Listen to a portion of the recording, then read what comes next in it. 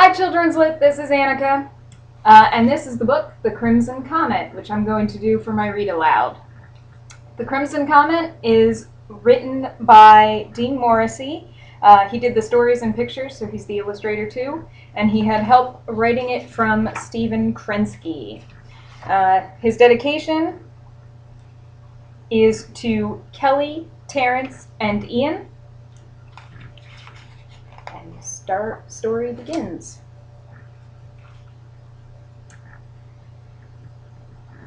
Count the stars up in the sky, the man in the moon is flying by. Shining through the darkness all around, sleepy heads nod, safe and sound.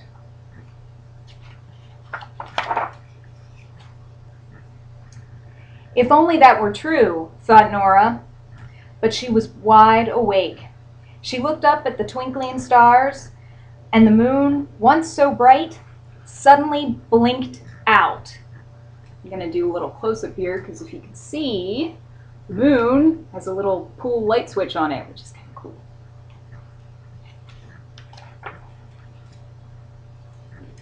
Jack! She cried, scurrying down the hall. The moon! The moon! It's gone! Okay, said her brother. Calm down. He took a look for himself. You're right. We'd better check this out. But how? Nora asked. Jack pointed to his rocket. We're going in that? Said Nora. That, said Jack, is the Crimson Comet. And here it is, in all its toy-assembled glory.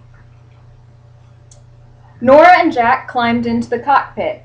Hurry up, said Nora. This is an emergency. But Jack checked his instruments carefully. He didn't want to end up on Mars by mistake.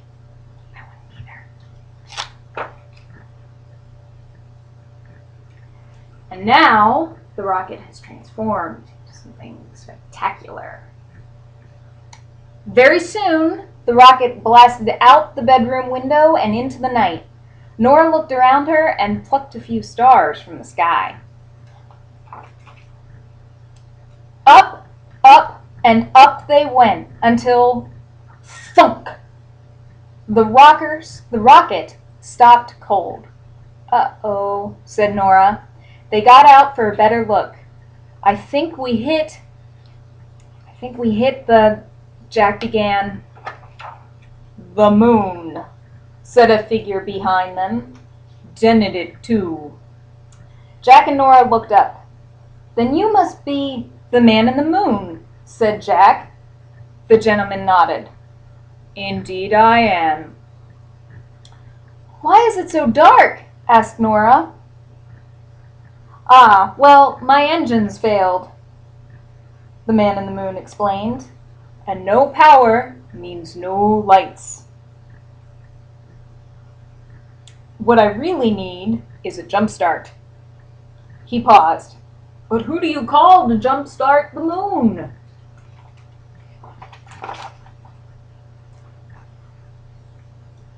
We could help, said Nora. Couldn't we, Jack? Jack wasn't so sure. The moon's awfully big, he said. But I guess there's only one way to find out. Jack took out some rope and fastened it tight to the moon. Then he fired up the rocket. Everything shook and rattled. The Crimson Comet groaned under the strain. I don't think we can hold it, Jack yelled. But at that instant, the moon began to move. Put, flutter, plut.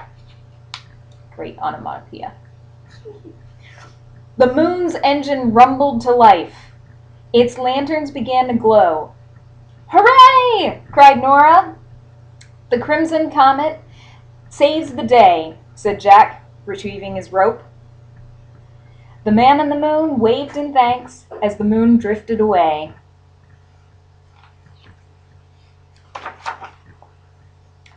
Jack checked his instruments again and set a course for home. But the fuel gauge read empty. Uh-oh. Down, down, down they went, faster and faster. We need something to burn, Jack shouted. Then Nora remembered the stars. She threw them into the firebox, and the engine flared to life, slowing the ship's fall. But it might have been a little too late, because BAM!